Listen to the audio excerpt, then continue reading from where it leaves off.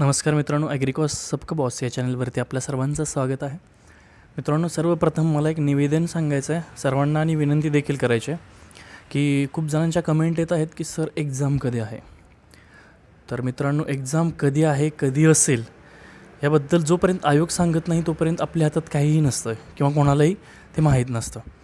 जोपर्यंत hall ticket येत नाही तोपर्यंत एक्झाम कधी आहे हे कोणीही फायनल सांगू शकत नाही. त्यामुळे तुम्ही एक्झाम फोकस करण्यापेक्षा अभ्यास आणि सिलेबस फोकस करा. कारण जेवढा तुमचा अभ्यास, जेवढा बेस चांगला असेल, एक्झाम कधीही असू देत, एक्झाम चांगलीच जाईल. त्यामुळे अभ्यासावरती चांगलं फोकस करा. अभ्यास करण्याचा जास्तीत जास्त प्रयत्न करा. सगळा सिलेबस कवर करण्याचा प्रयत्न करा आणि एक्झाम कधी असेल त्याचं टेन्शन घेऊ नका. तर बऱ्याच मला कमेंट्स वगैरे येत होत्या म्हणून हे सांगणं भाग पडलं. ठीक आहे, तर चला पुढचा आपला परत 100ची सिरीज आपण कंटिन्यू करूया. कारण वेळ खूप कमी आहे आणि काही कारणास्तव मला जरा व्हिडिओ द्यायला लेट होत आहे, तर त्याच्याबद्दल मी सर्वस्वी माफी मागते तुमची. परंतु मला जेवढं होईल, जेवढं माझ्याच्यानं होईल तेवढं मी तुम्हाला देण्याचा प्रयत्न करेन. ओके, तर चला पुढचा प्रश्न आहे, कायनिन हे संजीवक कोणत्या प्रकारात मोडते. तर कायनिन हे सायटोकायनिन्स या प्रकारात मोडते. IAA हे संजीवकाच्या कोणत्या प्रकारात मोडते. IAA हे ऑक्झिनच्या रूपात मोडते. तर IAAचा आणि IBAचा लॉंग फॉर्म काय. IAA आणि IBAचा लॉंग फॉर्म काय ते मला कमेंटमध्ये तुम्ही सांगा. ठीक आहे, तर पुढचा प्रश्न आहे, इथिलीन हा वायू कोणत्या संजीवकांपासून मुक्त होतो. तर इथिलीन हा वायू इथरेल या संजीवकापासून मुक्त होतो. पुढचा प्रश्न आहे, फाटे कलमांना लवकर व भरपूर मुळे येण्यासाठी कोणते संजीवक वापरतात. तर फाटे कलमांना लवकर व भरपूर मुळे येण्यासाठी IBA, मग सांगितलं मी की IBA वापरतात. ठीक आहे, कलम पद्धतीमध्ये स्टॉक आणि सायन यांचे मिलन होण्यासाठी कोणते संजीवक वापरतात. तर स्टॉक आणि सायन यांचं मिलन होण्यासाठी IBA ही पावडर वापरतो आपण. तर आवळा आहे, सीताफळ या फळझाडांच्या बियांची सुप्तावस्था मोडण्यासाठी कोणत्या संजीवकाचा वापर करावा. तर GA म्हणजे जिब्रेलिक ॲसिडचा वापर केला जातो. तर आवळा आणि सीताफळ यांच्या ज्या बिया असतात त्या खूप राठ असतात, त्या जाड असतात, तर त्यांची सीड डॉर्मन्सी आपण म्हणतो किंवा बीज सुप्तावस्था आहे, तीची सुप्तावस्था मोडण्यासाठी आणि त्याला अंकुर फुटण्यासाठी आपण GA किंवा जिब्रेलिक ॲसिड याचा वापर केला जातो. तर कोणते संजीवक वापरून झाडांची पानगळ करता येते. जर डाळिंबीच्या बागांबद्दल तुम्हाला माहिती असेल किंवा कोणाच्या घरी असतील, तर डाळिंबीमध्ये जर पानगळ करतो आपण उन्हाळ्यामध्ये, तर ते पानगळ करण्यासाठी इथरेल याचा वापर आपण करत असतो. ठीक आहे, तर थॉम्सन सीडलेस द्राक्षातील मण्यांच्या वजनात, आकारमानात आणि चवीत बदल घडण्यासाठी कोणते संजीवक वापरतात. तर मण्यांच्या वजनात, आकारमानात आणि चवीत जर बदल घडवायचा असेल तर जिब्रेलिक ॲसिड वापरतात. स्पेसिफिकली GA3 किंवा जिब्रेलिक ॲसिड 3 हे संजीवक वापरलं जातं. तर थिनिंग ऑफ ग्रेप्स असं आपण त्याला म्हणतो. तर ग्रेप्सचं जे बिया असतात त्यांचं थिनिंग करण्यासाठी, म्हणजे मण्यांची संख्या कमी करायची आणि जे आहेत मणी त्यांची क्वालिटी वाढवायची, त्यांचं आकारमान वाढवायचं आणि त्यांची चव वाढवण्याचं काम जिब्रेलिक ॲसिड करत असतं. तणांचा बंदोबस्त करण्यासाठी कोणत्या संजीवकाचा वापर करतात. तर या ठिकाणी मी नमूद करू इच्छितो 2,4-D हे जे संजीवक आहे, तर याचा कमी प्रमाणात जर आपण कमी कॉन्सन्ट्रेशननं घेतलं किंवा कमी PPM घेतलं तर त्याचा तणनाशक म्हणून उपयोग होतो आणि जास्त PPM घेतला तर त्याचा ग्रोथ हार्मोन म्हणून उपयोग होत असतो. तर GA विरघळण्याचे माध्यम कोणते आहे. तर जिब्रेलिक ॲसिड कशात विरघळतं असं त्यांनी विचारलं आहे. तर GA अल्कोहोलमध्ये विरघळतं. ठीक आहे, इथरेल कशात विरघळतं असा पुढचा प्रश्न आहे. इथरेल पाण्यामध्ये विरघळतं. तर रंगपूर लाईम हा रूट स्टॉक कोणत्या फळांसाठी वापरतात. अर्थातच रंगपूर लाईम हा मोसंबीमध्ये वापरतात. ठीक आहे, त्यानंतर खिरणी हा रूट स्टॉक कोणत्या फळझाडासाठी वापरतात. तर खिरणी हा रूट स्टॉक चिकू या फळझाडासाठी वापरतात. त्यानंतर पुढचा क्वेश्चन आहे, डॉग रिज हा रूट स्टॉक कोणत्या फळझाडासाठी वापरतात. तर डॉग रिज हा रूट स्टॉक द्राक्ष या फळझाडासाठी वापरतात. तर गर्डलिंग म्हणजे काय असा पुढचा प्रश्न विचारला. तर गोलाकार आपण जी साल काढतो झाडाची त्याला गर्डलिंग असं म्हटलं जातं. गर्डलिंग करताना जी साल आपण काढत असतोय त्या सालीचा आकार किती मिलीमीटरमध्ये असावा असा पुढचा प्रश्न आहे. तर 3 ते 5 मिलीमीटर एवढा आपण त्याला छेद घेत असतोय आणि गर्डलिंगची क्रिया होत असते. तर गर्डलिंग कोणत्या पिकामध्ये करतात असा पुढचा प्रश्न. त्याचं उत्तर अर्थातच द्राक्षामध्ये गर्डलिंग केलं जातं. तर ॲक्युमिलेशन असतं ते होण्यासाठी, कशाचं न्यूट्रियंट्स ॲक्युम्युलेशन होण्यासाठी गर्डलिंग ही क्रिया केली जाते, जेणेकरून अन्न त्यांच्या फांद्यांमध्ये जास्तीत जास्त प्रमाणात साठावं आणि फ्रूटची क्वालिटी इन्क्रीज व्हावी. नंतर पुढचा प्रश्न आहे, आंब्यामध्ये रिंगिंगची क्रिया कोणत्या महिन्यात करतात? तर जुलै ते ऑगस्ट या दरम्यान आंब्यामध्ये रिंगिंगची क्रिया केली जाते. खाचा पाडणे ही कृती कोणत्या फळझाडामध्ये करतात? तर खाचा पाडणे खाचा पाडणे अंजीरमध्ये केली जाते. तर नॉचिंग असं त्याला म्हणतो, राईट, नॉचिंग इन फिग. खाचा पाडणे ही क्रिया अंजीरमध्ये केली जाते. फांद्या वाकवणे ही कृती कोणत्या फळझाडामध्ये केली जाते? तर हे सेम मगाशी सांगितल्यासारखं, तर फांद्या वाकवतात, कारण जे न्यूट्रिएंट असतं त्या न्यूट्रिएंटचा पुरवठा फांद्याच्या टोकांपर्यंत व्हावा आणि फुलांना न्यूट्रिएंट भेटावं आणि फळांची चांगली वाढ व्हावी, त्यासाठी पेरूमध्ये फांद्या वाकवल्या जातात. शेंडा वाढ थोपवण्यासाठी कोणत्या संजीवकाचा वापर करतात? तर क्लोरमाकाट याचा वापर शेंडा वाढ थोपवण्यासाठी केला जातो. सरळ जोमाने फांद्या वाढणाऱ्या झाडांमध्ये कोणत्या पद्धतीचा वापर केल्यास उत्पादकता वाढते? तर फांद्या वाकवल्यानंतर उत्पादकता वाढत असते. फळझाडांमध्ये हवामान व जमिनीच्या प्रकारानुसार किमान किती बहार धरता येतात? तर फळझाडांमध्ये 3 बहार धरता येतात. तर परत एकदा कमेंट करण्याचा प्रयत्न करा तुम्ही की असे देशात आपल्या कोणते 3 बहार आहेत जे की 3 बहार फळझाडांच्या वाढीसाठी आपण धरले जातात? तर प्रयत्न करा, येईलच. कोणते 3 आहेत? फळांच्या काढणीनंतरची गुणवत्ता आणि त्यांचे आयुष्य कशावर अवलंबून असते? तर पूर्वसंस्करण याच्यावरती फळांच्या काढणीनंतरची गुणवत्ता आणि आयुष्य अवलंबून असते. तर पूर्वसंस्करणचा ॲक्च्युली मला इंग्लिशमध्ये अर्थ माहीत नाही आहे, त्यामुळे ते एक्सप्लेन नाही करू शकत आहे. तर कोणाला माहीत असेल तर कमेंट करू शकता तुम्ही. नंतर पुढचा प्रश्न आहे, फळांची काढणी शक्यतो केव्हा करावी? तर फळांची काढणी शक्यतो सकाळी करायची असते, कारण फील्ड हीट जी आपण म्हणतो ती सकाळी कमी असते. त्यामुळं फील्ड हीट जर जास्त राहिली तर फळांची क्वालिटी डिटोरिएट होते किंवा ते फळ पिकण्याची क्रिया जलद गतीने होत असते. त्यामुळे सकाळी फळांची काढणी करणं कधी चांगलं असतं. भारतात फळांच्या विक्री व्यवस्थेत उत्पादक व ग्राहक यांच्यातील दुवा कोणता असतो? तर दलाल हा दुवा असतो. आणि दलाल असणं ही खरंच एक खूप मोठं आपण म्हणतो खूप प्रॉब्लेमॅटिक आहे. महाराष्ट्रात किंवा आपल्या देशात दलालची प्रक्रिया आहे. तर बऱ्यापैकी हे सरकार दलालालाच मधून काढण्याचा प्रयत्न करत आहे. जर दलाल काढला तर विक्रेता आणि ग्राहक यांच्यामध्ये थेट बंध निर्माण होईल आणि मध्ये जे खाणारे व्यक्ती आहे किंवा जे दलाल आहेत तर त्याचा पैसा डिरेक्टली ग्राहकांचा वाचेल आणि शेतकऱ्यांना त्याचा फायदा होईल. तर उत्पादक आणि ग्राहक यांच्यामधला दुवा जो असतो तो दलाल असतो आहे. फळांच्या पॅकिंगसाठी कोणती पद्धती जास्त फायदेशीर असते? तर कोरुगेटेड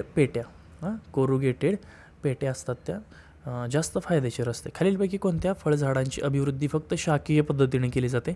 तर अंजीर ह्या फळझाडाची अभिवृद्धी किंवा प्रोपॅगेशन आहे ते शाखीय पद्धतीने केलं जातं. बियांचे कवच फोडणे ही सुप्तावस्था मोडण्याची पद्धत कोणत्या फळामध्ये केली जाते? तर बोर ह्याच्यामध्ये बियांचं कवच फोडलं जातं. नंतर पुढचा प्रश्न आहे, बिया पाण्यात भिजवणे ही सुप्तावस्था मोडण्याची पद्धत सीताफळामध्ये केली जाते. सीताफळ लावण्यापूर्वी बिया पाण्यात भिजत ठेवल्या जातात, जेणेकरून त्याची सुप्तावस्था किंवा डॉर्मन्सी आहे ती ब्रेक होईल. बियांना ॲसिड ट्रीटमेंट देणे ही सुप्तावस्था खिरणी या फळझाडामध्ये मोडली जाते. तर ॲसिड ट्रीटमेंट दिल्यानंतर देखील त्याचं वरचं जे लेयर असतं ते कमकुवत होतं आणि त्यामुळे जो कोंब असतो तो फुटतो आणि त्याच्यामुळे डॉर्मन्सी ब्रेक होते. ठीक आहे, पुढचा प्रश्न आहे, काही फळांच्या बियांची सुप्तावस्था मोडण्यासाठी कोणत्या संजीवकाचा वापर करतात? तर जिब्रेलिक ॲसिडचा किंवा GAचा वापर करतात. काही बियांना किती अंश सेल्सिअस तापमानाची क्रिया सुप्तावस्था मोडण्यासाठी करतात? तर तापमानाची किती तापमान लागतं? तर 1 ते 4 डिग्री सेल्सिअस एवढं तापमान असेल तर डॉर्मन्सी काही बियांची ब्रेक होऊ शकते. चांगल्या बियाण्यांची उगवण शक्ती किमान किती टक्के असावी लागते? तर उगवण शक्ती म्हणजेच प्युरिटी तर 80% उगवण शक्ती असावी लागते. माध्यमातून होणारा रोगांचा प्रादुर्भाव टाळण्यासाठी कोणती उपाययोजना करावी? तर मीडिया ट्रीटमेंट ही योजना करावी लागते. माध्यम म्हणजेच मीडिया, तर मीडियातून होणाऱ्या रोगांचा प्रादुर्भाव टाळण्यासाठी मीडिया ट्रीटमेंट केली जाते.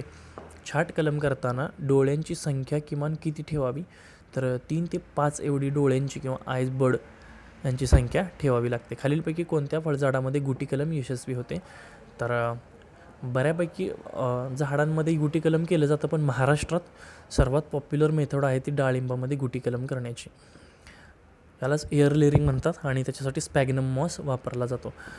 डोळे भरून कलमे करण्याची पद्धत कोणत्या फळझाडात वापरली जाते? तर मोसंबीमध्ये डोळे भरून कलमे करण्याची पद्धत वापरली जाते. कोणती कलम पद्धत वेळ खाऊ आणि कटकटीची असल्याने मागे पडली आहे? तर भेट कलम जी आहे ती वेळ खाऊ पण आहे आणि थोडीशी कटकटीची पण आहे, त्याच्यामुळे ती मागे पडलेली आहे.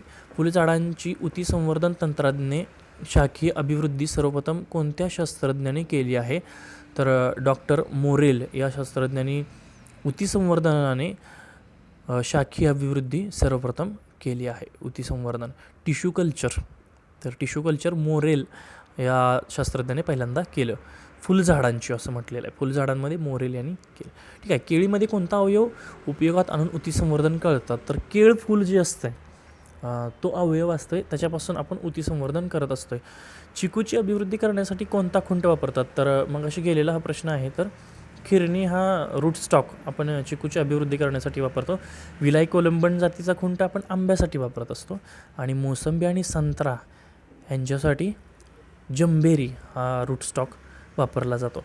आंब्यामध्ये कोय कलम किंवा स्टोन ग्राफ्टिंग जे आहे त्या पद्धतीनं अभिवृद्धी केली जाते आणि ती खूप सक्सेसफुल पद्धतीची अभिवृद्धी मानली जाते. गुटी कलमासाठी कोणते माध्यम? मगाशीच मी सांगितलं की जर स्पॅग्नम मॉस वापरला तर लवकरात लवकर मुळ्या पण येतात आणि अधिक प्रमाणात फुटत असतात. तर गुटी कलममध्ये मित्रांनो मातीचा देखील वापर केला जातो. गाळाची माती असेल, ज्यात खडे वगैरे नसतील, एकदम सॉफ्ट असेल, तर अशी माती देखील वापरली जाते. पण त्याचं जे पर्सेंटेज असतं ते एवढं जास्त प्रमाणात नसतं, कारण हवा जी आहे ती मिळत नाही. मॉइश्चर कंटेंट जे असतं ते मातीमधलं कमी कमी होत जातं आणि ते घट्ट होते, त्यामुळे मुळांची वाढ चांगल्या प्रमाणात होत नाही. त्यासाठी स्पॅग्नम मॉसचा वापर सक्सेसफुली केला जातो. नंतर कोणत्या अभिवृद्धिगृहांसाठी काचेचा वापर केला जातो? तर काचगृहे अर्थातच त्यासाठी काचेचा वापर केला जातो. सूर्यप्रकाश कमी असताना पॉलीहाऊससाठी कोणत्या रंगाचे पॉलिथिन वापरतात? तर कमी सूर्यप्रकाश असेल तर पांढऱ्या रंगाचे पॉलीहाऊस वापरतात किंवा पॉलिथिन वापरतात. सूर्यप्रकाश प्रखर असताना निळ्या रंगाचे पॉलिथिन वापरतात. ओके. तर पॉलीहाऊसमध्ये हवा खेळती राहण्यासाठी कशाचा वापर करतात? तर एक्झॉस्ट फॅन असं त्याला म्हणतो. तर व्हेंटिलेशनसाठी आपण एक्झॉस्ट फॅनचा वापर करत असतो आहे. कोणत्या अभिवृद्धी गृहामध्ये तापमान व आर्द्रता यांवर नियंत्रण किंवा निश्चित नियंत्रण ठेवता येत नाही? तर ग्रीन हाऊसमध्ये तापमान आणि आर्द्रता यांच्यावरती निश्चित असं नियंत्रण ठेवता येत नाही. ग्रीन हाऊस उभारणीसाठी कशाचा वापर केला जातो? तर ग्रीन हाऊस उभारणीसाठी हिरव्या ज्या वेली असतात त्यांचा वापर केला जातो. कणखरपणा आणण्यासाठी रोपांना कशाचा वापर करतात? तर शेल्टर हाऊसचा वापर कणखरपणा आणण्यासाठी केला जातो. अभिवृद्धिगृहामध्ये आर्द्रता वाढवण्यासाठी प्रामुख्याने कशाचा वापर केला जातो? तर फॉगर किंवा मिस्ट चेंबर असं त्यांना म्हणतो, ज्याच्यातून एकदम सूक्ष्म अशा प्रकारचं पाणी पडत असतं. जसं की फवारा मारल्यानंतर कसं एकदम सूक्ष्म सूक्ष्म कण पाण्याचे पडतात, त्याप्रमाणे फॉगरचाही यूज ग्रीन हाऊसमध्ये केला जातो, ज्याच्यामुळे आर्द्रता किंवा रिलेटिव्ह ह्युमिडिटी वाढते. ठीक आहे. तर रोपवाटिकेला इंग्रजीत नर्सरी म्हणतात. एकदम सिंपल प्रश्न आहे. रोपवाटिकेचे ठिकाण कोठे निश्चित करावे? तर रस्त्याच्या शेजारी रोपवाटिका असावी, जेणेकरून ट्रान्सपोर्टेशनसाठी सोपं जावं. शीतगृह उभारणीसाठी 1 मेट्रिक टनासाठी किती अनुदान उपलब्ध आहे? तर ₹1000 एवढं अनुदान उपलब्ध आहे. तर फळपिकांकरता बाजारपेठेसंबंधी माहिती कोणाकडून उपलब्ध होते? तर NHB यांच्याकडनं फळपिकांकरता बाजारपेठांची जी माहिती आहे तर NHBकडून उपलब्ध होते. तंत्रज्ञानाचा प्रचार व प्रसार करणे यासाठी प्रति परिसंवाद किती अनुदान मिळतं? तर तंत्रज्ञानाचा प्रचार व प्रसार करण्यासाठी प्रति परिसंवाद जे अनुदान आहे ते ₹50,000 एवढं मिळतं. GH1 या प्रकारच्या हरितगृह उभारणीसाठी खर्चाचा किती टक्के अनुदान मिळते? तर खर्चाच्या 50% अनुदान ग्रीन हाऊस 1 किंवा GH1 या हरितगृहाच्या उभारणीमध्ये मिळत असतं. शेडिंग नेटसाठी खर्चाच्या किती टक्के अनुदान मिळतं? तर शेडिंग किंवा शेड नेटसाठी 50% अनुदान मिळत असते. अल्प अत्यल्प भूधारक अनुसूचित जाती व जमातीच्या शेतकऱ्यांना ठिबक सिंचन संच बसवण्यासाठी 90% अनुदान मिळतं. परत एकदा वाचतोय, कोणकोणते आहेत ते बघा वर्ग. अल्प किंवा अत्यल्प भूधारक अनुसूचित जाती व जमातीच्या शेतकऱ्यांना ठिबक सिंचनासाठी किती टक्के अनुदान मिळतं, तर 90% अनुदान मिळत असते. राज्यात रोजगार हमी योजनेअंतर्गत कोणती योजना राबवली जाते, तर रोजगार हमी योजनेअंतर्गत योजना राबवली जाते त्याचं नाव आहे फळबागा लागवड. तर पुढचा प्रश्न, फळांच्या निर्यातीपूर्वी अवशिष्ट चाचणीकरता अपेडा किती टक्के खर्चाची तरतूद करते, तर अपेडा आहे ते 50% खर्चाची तरतूद निर्यातीपूर्वी करत असते. तर पुढचा प्रश्न आहे, फळबागा लागवड योजनेअंतर्गत किमान किती हेक्टर क्षेत्रावर लागवड करता येते, तर फळ लागवड योजनेअंतर्गत 0.20 हेक्टर एवढ्या क्षेत्रावर लागवड करता येते. मित्रांनो, अपेडा जी आहे ती एक्सपोर्टिंग जे आपण करतो किंवा निर्यात जी करतो फळांची, तर त्या फळांच्या निर्यातीसाठी प्रोत्साहन देणारी ही एक संस्था आहे अपेडा, जी की निर्यातीपूर्वी जी अवशिष्ट चाचणी आहे त्याचा खर्च असतो, त्या खर्चाच्या 50% खर्च आपल्याला करायचा असतो आणि 50% खर्च अपेडा करत असतो. तर जास्तीत जास्त प्रकारे निर्यात व्हावी ह्यासाठी अपेडाची स्थापना केली गेली आहे. नंतर पुढचा प्रश्न आहे, आंब्याचे मूळ स्थान कोणत्या देशात असल्याचे मान्य आहे, तर अर्थातच आंब्याचे मूळ स्थान भारतात आहे आणि आत्ताच GI मानांकन मिळालं आहे. तर हापूस आंब्याला, रत्नागिरीचा हापूस आंबा याला GI मानांकन मिळालं आहे.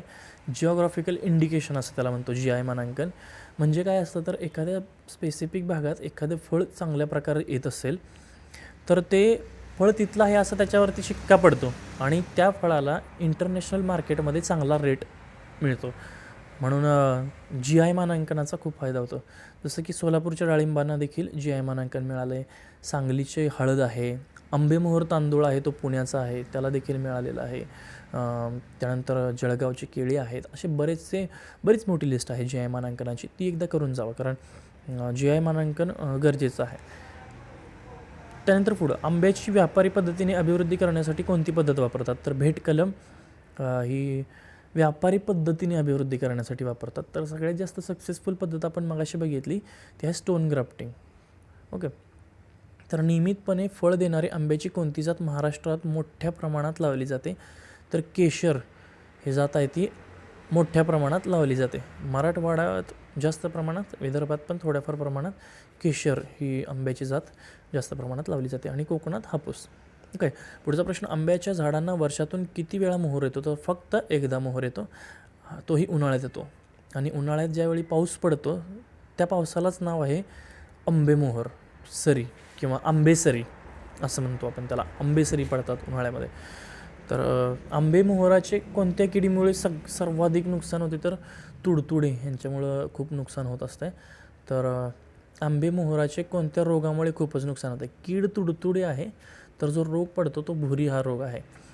तर हापूस आंब्यात दरवर्षी नियमितपणे फळे लागण्यासाठी कोणते संजीवक वापरण्याची शिफारस केली आहे, तर कल्टार. हापूस आंब्यात एक ड्रॉबॅक आहे, तो म्हणजे की अल्टरनेट बिअरिंग, म्हणजे एक वर्षी खूप जास्त फळं लागतात, दुसऱ्या वर्षी अतिशयच कमी किंवा लागतच नाहीत, परत त्याच्या पुढच्या वर्षी फळं लागतात. तर हे अल्टरनेट बिअरिंग कमी करण्यासाठी एकाच वर्षी जास्त आणि एका वर्षी काहीच नाही, तर समसम प्रमाणात फळं लागतात किंवा ज्या वर्षी लागत नाही त्या वर्षी देखील हे कल्टार सोल्युशन वापरल्यानंतर फळं लागतात. तर हे अल्टरनेट बिअरिंग आहे. तर ते हे करण्यासाठी किंवा त्याच्यावरती उपाय म्हणून कल्टार सोल्युशन नियमित फळे येण्यासाठी वापरलं जातं.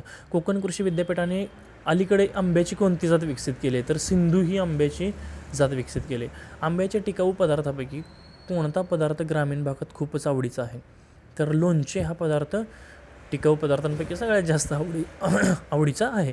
आंबा कलमाचे उत्पादनक्षम आयुष्य किती वर्षाचे असते, तर आंबा कलमाचे आयुष्याचे उत्पादनक्षम म्हणतात.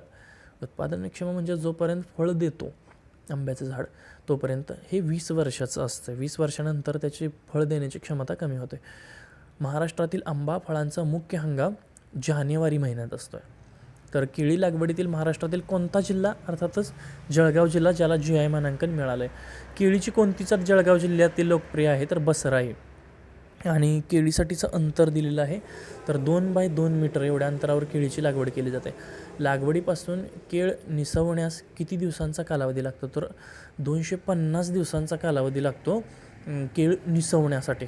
ओके, तर लागवडीपासून एका खुंटास लोंगर संख्या किती असते? तर एका खुंटाला एकच लोंगर संख्या असते. केळीला कोणत्या प्रकारची जमीन मानवत नाही? तर निचरा न होणारी जमीन अजिबात मानवत नाही. म्हणजे पाणी तिथून निचरा व्हायला पाहिजे. जर एका ठिकाणी साठून राहत असेल तर ती जमीन केळीसाठी अजिबात मानवत नाही. त्यानंतर पुढचा प्रश्न, पिकलेल्या केळीत कोणता अन्नघटक सर्वाधिक प्रमाणात असतो? तर शर्कराही सर्वाधिक प्रमाणात असते. त्यामुळे ज्याला वजन वाढवायचं असतं त्याला रिकमेंड केलं जातं की केळी खात जा म्हणून. तर घड कापणीनंतर केळीच्या बागेत आंतरपीक म्हणून कोणते पीक घ्यावे? तर हरभरा पीक घड कापण्यानंतर घेतलेलं अतिशय फायदेशीर ठरतं. घड काढल्यानंतर तो पिकण्यास किती दिवसांचा अवधी लागतो? तर फक्त 5 दिवसांचा अवधी लागतो आहे. तर लागवडीपासून केळीचे पीक कापण्यास येण्यास किती महिन्यांचा कालावधी लागतो? तर 15 महिन्यांचा कालावधी लागत असतो आहे. तर महाराष्ट्रातील केळींचे हेक्टरी उत्पादन किती टनांचं आहे? तर 50 टन प्रति हेक्टर, म्हणजे 2.5 एकरात 50 टन एवढं उत्पन्न हे सरासरी उत्पन्न असतं महाराष्ट्रात द्राक्ष लागवडीत कोणता जिल्हा अग्रेसर आहे? तर द्राक्ष लागवडीत नाशिक हा जिल्हा अग्रेसर आहे. द्राक्षाची कोणती जात प्रामुख्याने लागवडीखाली आहे? तर थॉम्सन सीडलेस म्हणजे ज्यामध्ये बिया नसतात त्याला सीडलेस असं शब्दप्रयोग वापरतात. द्राक्षांचे शेंडा कलम करण्याची कोणती जात खुंट म्हणून वापरतात? तर डॉगरीज ही जात शेंडा कलम करण्यासाठी ॲज ए रूट स्टॉक म्हणून वापरली जाते. सीडलेस द्राक्षाचे सरासरी हेक्टरी किती उत्पादन मिळते? तर 20 ते 25 टन एवढं प्रति हेक्टरी उत्पादन मिळत असतं. पिकलेल्या थॉम्सन सीडलेस द्राक्षात साखरेचं प्रमाण 22% असतं. तर द्राक्षाची ऑक्टोबर छाटणी करताना काडीवर किती डोळे राखावेत? तर द्राक्षाची ऑक्टोबर छाटणी करताना काडीवरती किमान 8 डोळे राखली जातात. तर आपल्याकडे द्राक्ष पिकण्याचा मुख्य हंगाम कोणत्या काळात असतो? तर आपल्याकडे याचा अर्थ तिथं अभिप्रेत आहे महाराष्ट्रात मार्च ते एप्रिल हा द्राक्ष पिकण्याचा मुख्य हंगाम असतो आहे. द्राक्षमणी लांबट होण्यासाठी कोणते संजीवक वापरतात? तर द्राक्षमणी लांबट होण्यासाठी GA हे संजीवक वापरतात. खालीलपैकी द्राक्षाची कोणती जात आहे असं विचारलं तर पिंक बेरी ही द्राक्षाची जात आहे आणि रोग आहे तो करपा रोग आहे. त्यानंतर पुढचा क्वेश्चन, द्राक्षावरील प्रमुख कीड उडद्या बिटल हे द्राक्षावरील प्रमुख कीड आहे. तर द्राक्ष गोड होण्यासाठी कोणत्या अन्नपदार्थाची अधिक गरज असते? तर द्राक्ष गोड होण्यासाठी नत्रची जास्त प्रमाणात गरज असते. तर मित्रांनो, अशा प्रकारे हे पुढचे 100 क्वेश्चन संपलेले आहेत. तर परत काय अडचणी वगैरे काय असतील तर मला कमेंट करायला विसरू नका. फक्त ही कमेंट करू नका की एक्झाम कधी आहे. बाकीची काही अडचण असेल तर आपण सॉल्व करण्याचा प्रयत्न करूया. आणि चांगला अभ्यास करा, वेळ अजिबात वाया घालवू नका. उलट जेवढे दिवस परीक्षा पुढे जाईल तेवढे दिवस आपल्यासाठी फायदेशीर असते. तेवढा जास्त आपला अभ्यास होत असतो आहे, तेवढं जास्त आपला बेस होत असतो आहे. आणि त्यामुळं एक्झामसाठी परत एकदा ऑल द बेस्ट. चांगला अभ्यास करा आणि जबरदस्त कन्सेप्ट वगैरे क्लिअर करण्याचा प्रयत्न करा. आणि मला जसं होईल, जेवढे परिणाम मला होईल तेवढे मॅक्सिमम मी व्हिडिओ टाकण्याचा प्रयत्न करत जाईन. ओके, तर ऑल द बेस्ट. धन्यवाद.